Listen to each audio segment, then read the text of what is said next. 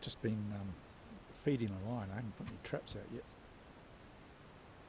I thought Possum Mountain somewhere was a marvellous idea, but yeah, I'm not looking forward to carrying a pack load of traps up this week. I don't know if you can see through the trees over here, but I'm just getting up close to the bush line where the trees finish. It's been about between 25 and 30 degrees today, so a bit tired actually. It's about 7 o'clock at night, so I'm looking at heading down the hill now. Yeah. What I've been doing is just pre-feeding the line, so you can see there. I've just been putting out a mixture of ice and sugar and that kind of thing. Ice and sugar and flour and raspberry and a bit of other stuff. I think I'll probably come back to this area a wee bit later on. I actually put traps out. I've seen a bit of sign here, but not a lot. So it'd be worth doing, but I'm not going to get rich out of it. So yeah, that's what I'm up to. I've gained probably 500 metres or something. I'm certainly not looking forward to carrying a pack load of traps off here. Let's see what happens anyway later on. So on the way back I'm going to see if I can get something worthwhile to eat. So we'll see what happens.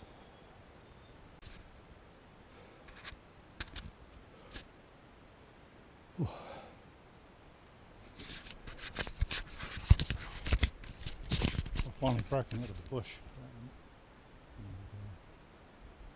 Yeah, just soon enough actually. Must have been a gravy coming up there. Let's see what sort of country those bits there aren't too bad for chamois, but probably we're going to get down here is maybe a pig or a couple of hares or something. I'll go about 2 hours before dark, so I better get a move on, otherwise I'll have to spend the night out.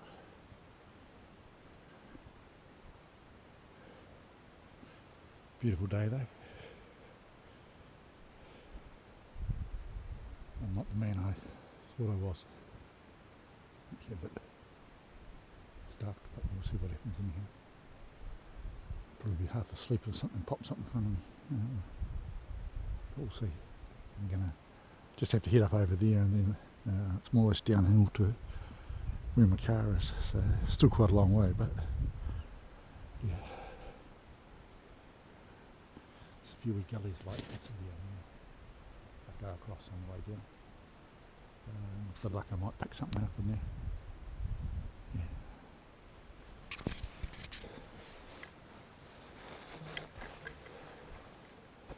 Yeah. Just been slogging up through this bush here. This is the scrub that you usually get just above the proper forest. And I've just smelt something, just got a really strong whiff of a deer, I think it was. And I suspect it might be just over this rise here. That's the direction the wind's coming from, so everything's pretty good for a good stalk. Yeah, I can still smell it.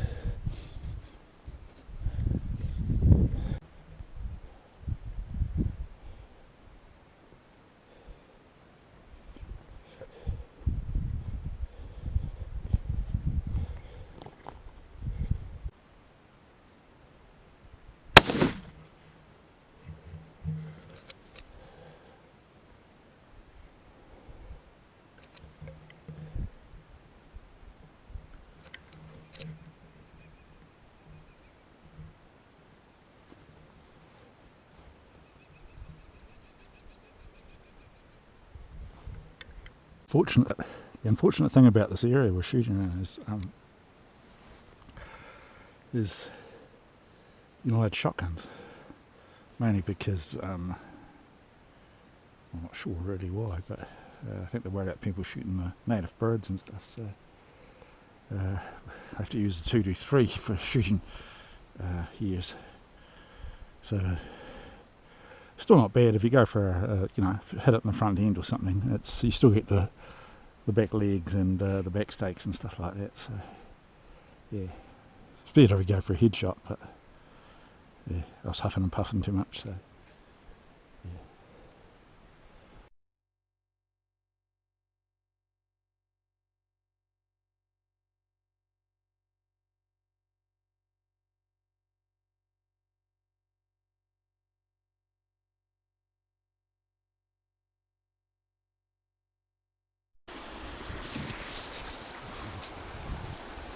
yeah, I got back just about the right time.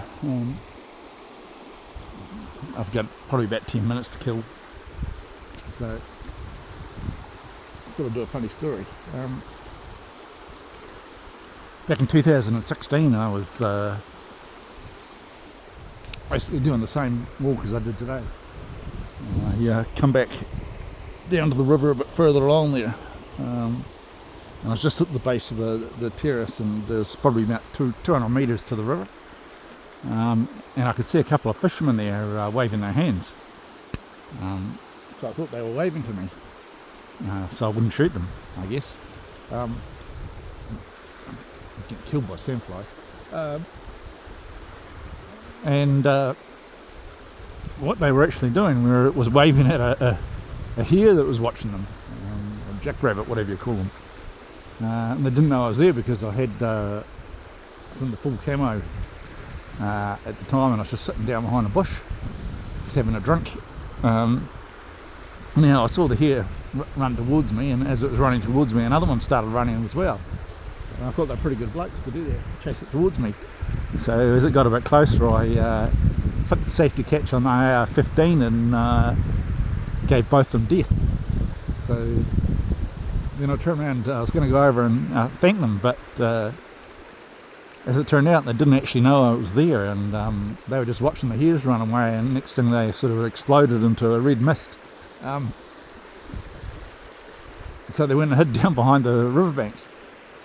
So I was a bit worried they were going to report me to the police or something, that somebody was firing shots at them or something, I don't know. So I went over there, and as it turned out, they were Americans, and I guess they felt a bit naked because they didn't have their gun with them or something. But anyhow, I found them hiding behind a couple of bushes behind the riverbank and below the riverbank. As it turned out, they weren't bad blokes. But the main concern was that I was going to kill them before they got back to the United States and voted against Hillary Clinton. As it turned out, they were well, I knew they were Democrats because they were doing the catch and release thing. No self-respecting Republican would ever put a fish back after he'd caught it. But anyhow, their main concern was they got back to vote against Hillary Clinton because they were as dirty as anything about what happened to Bernie Sanders, whatever his name is. They were supporters of him, and they were quite angry about the way that Hillary had shafted him in the pre-elections or whatever they have. As it turned out, they were, for Americans, they were pretty good blokes. One was a district attorney, I think, and he was over here spending a bit of time after doing a high-profile case. But yeah, it was quite interesting that even though they were Democrats, there was no way they were going to vote for Hillary Clinton. So take what you will from that.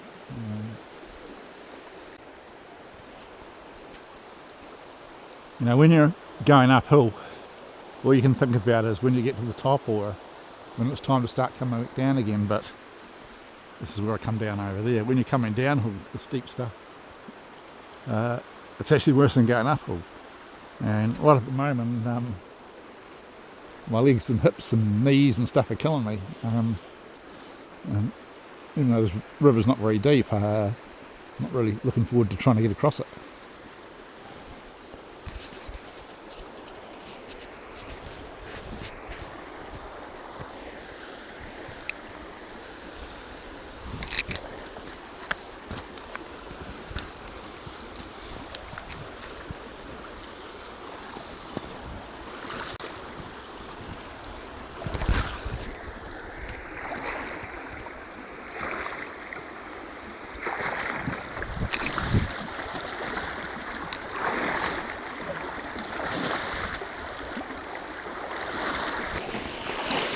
monstered by sandflies. Wow.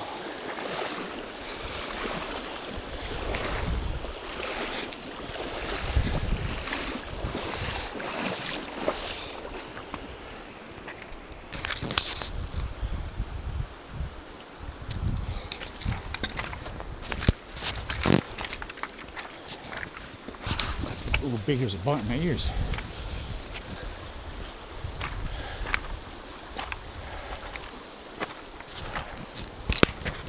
Oh.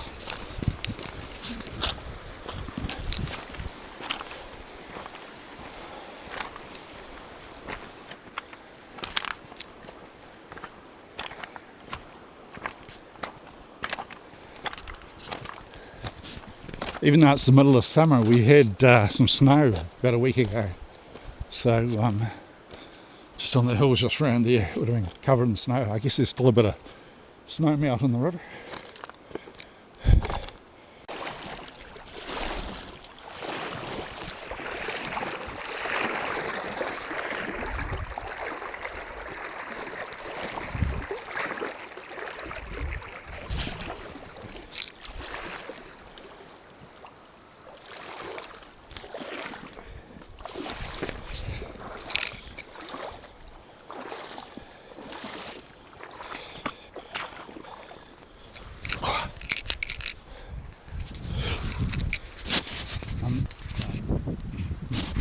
Yeah, when you're crossing the river, especially if you're by yourself, there's a couple of things you should do. See, I've got my waist belt undone and the sternum strap as well. Now some people say you should keep your waist belt done up and loosen your shoulder straps. There is a bit of merit in that too, if you're carrying quite a heavy weight. You should always undo your sternum strap, because if you fall in the river, you'll find that you'll totally forget about the sternum strap because it's up out of the way. But it's most important to have that undone. And yeah, when we were at school, we were always told to undo your waist belt, but the conventional wisdom now is that you loosen your shoulder straps and have your waist belt done up. I guess it gives you a bit of control of the boat when you're flopping around in the water. And you should be able to get it undone if you fall over to get out of your pack. Just following up my line that I fed the other day. I haven't put any traps out yet. Just trying to work out whether there's enough numbers here to make it worthwhile hauling the traps up the hill.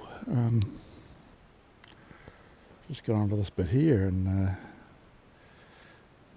yeah, I haven't actually found any of the bait I've put out yet. That all seems to be cleaned up. I found one patch of it down there that hadn't been touched and everything else is gone. Even got up to this bit, which was a likely looking spot for possums. A few good trees over there. I noticed even my tags that I put up had been ripped down. There's bite marks in them, so yeah, there's a few other animals that would do that as well as the possums, but it's a good sign. There's a bit of possum crap right on the ground here too. So yeah, we'll see.